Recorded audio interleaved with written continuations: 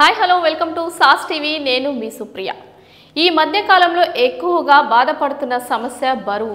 చాలా మంది బరువు పెరిగిపోయి ఎలా తగ్గాలో తెలియక సతమతమవుతూ ఉంటారు। అలాంటి వారి కోసమే ఈ ఫార్ములా ఉపయోగపడుతుందట। రసాయనిక మందులు వాడకుండా శారీరక శ్రమ అనేది లేకుండా 10 రోజులలోనే 5 కేజీల బరువు తగ్గే ఫార్ములాని ఒక అమ్మాయి కనిపెట్టింది। డెహ్రాడూన్‌కి చెందిన ఈ యువతి చాలా గొప్ప ఫార్ములాని కనిపెట్టింది।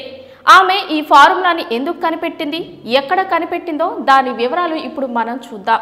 2021 మార్చి నెలలో ఎండోక్రైన్ సొసైటీ ఆఫ్ ఇండియాలో చాలా ఆశ్చర్యకరమైనది జరిగింది।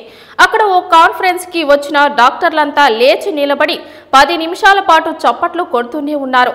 మన దేశ విద్యార్థి సునిధి రావత్ గురించి మాట్లాడుతున్నా। ఈ అమ్మాయి ఒక ఫార్ములాను కనిపెట్టింది। దీని ద్వారా బరువు చాలా వేగంగా మరియు ఎటువంటి ఆహారం లేకుండా తగ్గించవచ్చు।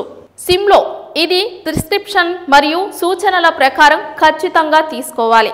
కొవ్వును కాల్చే ప్రక్రియను 10 రెట్లు వేగవంతం చేసే 25 విభిన్న పదార్థాలను కలిగి ఉంటుంది।